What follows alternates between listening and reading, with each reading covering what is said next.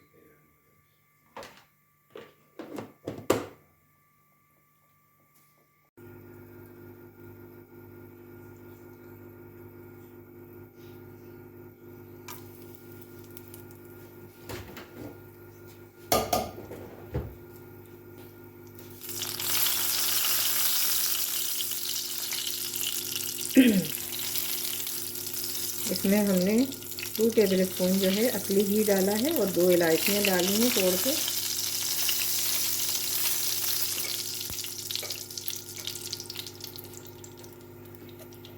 अब हम इसके अंदर ये हो गई हैं। अब हम इसमें अपना हलवा डालेंगे।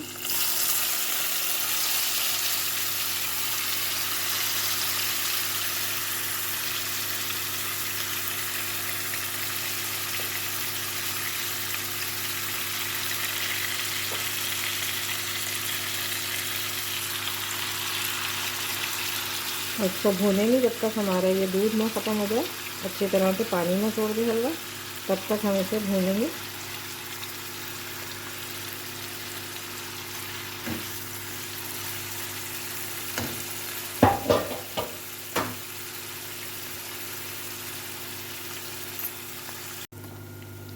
ये हमने इसमें बादाम पिस्ते अपने काट के और इसको फ्राई करने के लिए असली घी में जो है हम इसको फ्राई कर रहे हैं। ये साइड में सारे हमारे बादाम पिस्ते और किशमिश ये हमने सब एक एक टेबल स्पून ले लिया है और ये इसको हम साथ ही साथ फ्राई कर रहे हैं। इधर हमारा हलवा भी फ्राई तकरीबन हो गया है और अब इसमें हम अपना खोया भी ऐड करेंगे। खोया हमारे पास था फ्रीज़ हुआ हुआ, तो हम इसको भी ऐड करते हैं। फिर ये जो है इसके साथ पकेगा तो ये भी निकल आएगा।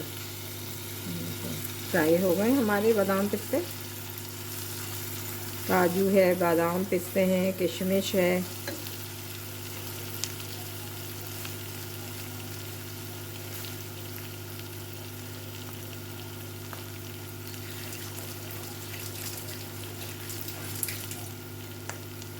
इतनी थोड़ी सी गाजर में, मतलब थोड़े से इसमें हमने देखें कितना अच्छा और मज़ेदार सा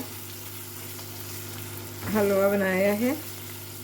आप भी इसको ज़रूर बनाएं और जो है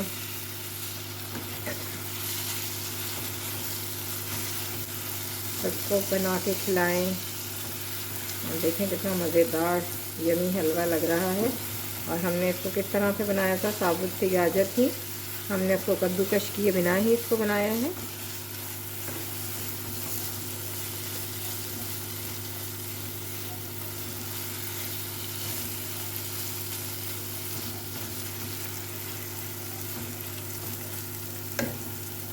अब हम इसे हल्की आंच पे रख देंगे, खुद ही निकल आएगा। थोड़ी देर के लिए बंद करके रखेंगे हम इसको, अपना लिड लगा देंगे।